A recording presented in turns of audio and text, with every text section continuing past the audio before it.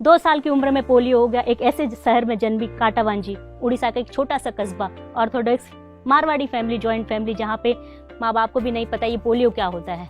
Doctors को लगा malaria है, इंजेक्शन दे दिया, 50% बॉडी काम करना बंद कर दिया। 1.5 साल तक कोमा की स्थिति पे बेड पे पड़ी रही।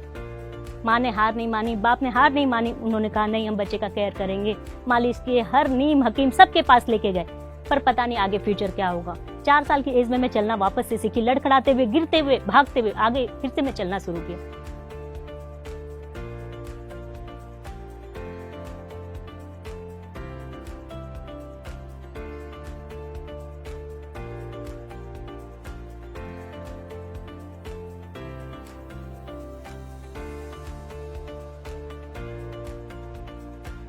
स्कूल के लिए जब वो परेशान हुए, एडमिशन नहीं मिल रहा था, कोई भी स्कूल इस बच्चे को लेना नहीं चाहता था। समहाउ कहीं एक स्कूल में एडमिशन मिला। बहुत ज्यादा तो स्कूल की बातें याद नहीं आती, पर इतना याद आता है कि बहुत संघर्षपूर्ण था, मेरे लिए आसान नहीं था। स्कूल जाती थी, रास्ते में कुछ बच्चे खेलते होते तो वो चिढ़ाते थे, लड़खड़ाते थे, एक्ट करते थे और पत्थर भी मारते थे। इग्नोर करती थी, मैं उधर नहीं देखती थी। ऐसा लगता अगर आज मैंने इनको देख लिया, अपने आप को रोक लिया, तो मैं कभी आगे नहीं बढ़ पाऊंगी। वो 4 किलो का बस्ता, वो 1 किलो का टिफिन, वो 1 किलो का पानी बोतल आज भी याद आता है। जब मैं निकलती थी स्कूल से घर जाने को, लंबा सा सफर लगता था, कोई साथ चलने को तैयार नहीं होता था, धीरे धीरे रुकते हुए अकेले घर आती थी, क्योंकि शरीर में पोलियो था, मन में पोलियो नहीं। स्कूल की पढ़ाई कंप्लीट हुई, आगे डॉक्टर बनने की इच्छा थी। माँ बाप को कहा तो पापा ने कहा कि नहीं, हमारी फाइनेंशियल पावर इतनी नहीं है। क्या बोलते कैसे बच्चे को, किस तरीके से डिसेबल बच्चे को वो बाहर भेजते, नहीं भेज सकते, तो उनकी मजबूरी थी। समहाउ मैंने कॉमर्स लिया, जो एक कॉलेज था छोटे से गांव पे, वहां कॉमर्स की पढ़ाई कंप्लीट की, ग्रेजुएशन कंप्लीट किया।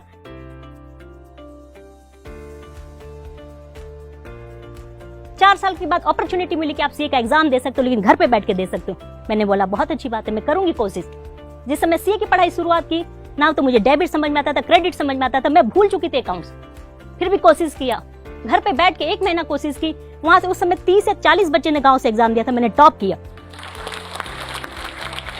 माँ बाप को साहस आया कि बच्ची कुछ कर सकती है, इसे पढ़ने का और मौका देना चाहिए।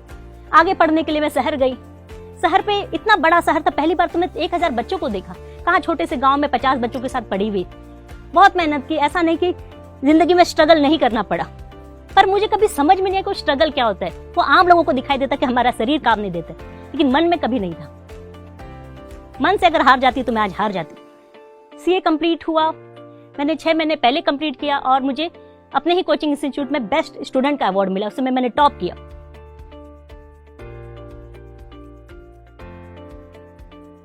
घर पे पढ़ा 2-3 महीना, सब उनको समझ में आया कि लड़की मेहनत बहुत कर रही है, लेकिन हो नहीं रहा है। फिर दिल्ली गई, अकेले दम पे दिल्ली गई, वहां पढ़ाई स्टार्ट की, वहां पढ़ाई करी और एग्जैक्ट 1 ईयर में मैं रैंक लेके वापस आ गई।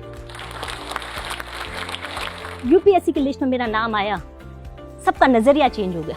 मैं बचपन से एक क्विक डिसीजन रही हूँ, मैं सोच लेती कि मुझे ये करना है तो मैं करके रहती थी, चाहे वो भीड़ से अलग होता है। भीड़ हमेशा क्रिटिसाइज करता है कि क्यों कर रही हो, पगला गई हो। जब मैं सीए से आईएएस बनने का सोचा तो भी लोगों ने यही कहा, तुम्हें पता है तुम सीए भी नहीं रहोगी, आईएएस भी नहीं रहोगी।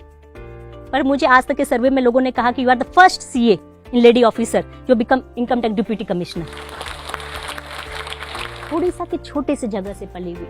जब मैं दिल्ली में प्रिपरेशन करती थी, इनिशियली मुझे लगता था कि मैं एक छोटे से गांव में पढ़ी हूँ, काश मैं कोई यूनिवर्सिटी में पढ़ती, कोई बड़ी जगह में पढ़ती, इंग्लिश मीडियम में ही पढ़ लेती तो शायद मैं कुछ होती। लेकिन जब क्लियर किया, जब एग्जाम में लोगों से कम्पीट किया, चाहे वो आईआईटीएन हो, एमबीबीएस हो, डॉक्टर हो, सर्जन हो, तो भी बात समझ में कोई फर्क नहीं पड़ता।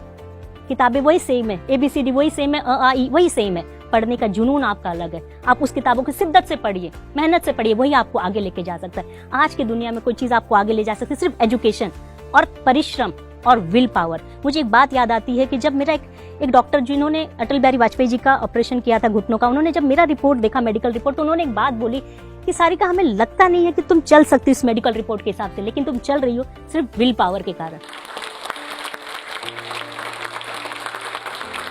और दुनिया में कोई चीज आपको बदल सकती है जो अद्भुत, अकल्पनीय, अविस्मरणीय, अद्वितीय कुछ हो सकता है तो सिर्फ पढ़ाई है, एजुकेशन है, सोसाइटी का डेवलपमेंट हो सकता है। लोगों की बातों पे बच जाइए, लोग तो पांव खींचेंगे, हमेशा आपको ये बोलेंगे तुम क्यों कर रहे हो, तुम्हें क्या जरूरत है, तुम्हारी ड्यूटी करो। पर मेरी सोच है कि मन में आई है, इच्छा आई है तो मुझे उसे करके जाना है। मंजिल मेरी कहाँ है, वो मुझे लेके जाएगी। अगर रास्ते हैं तो ख्वाब है, ख्वाब है तो मंजिलें, मंजिलें हैं तो फासले हैं, फासले तो हौसले, हौसले हैं तो विश्वास है।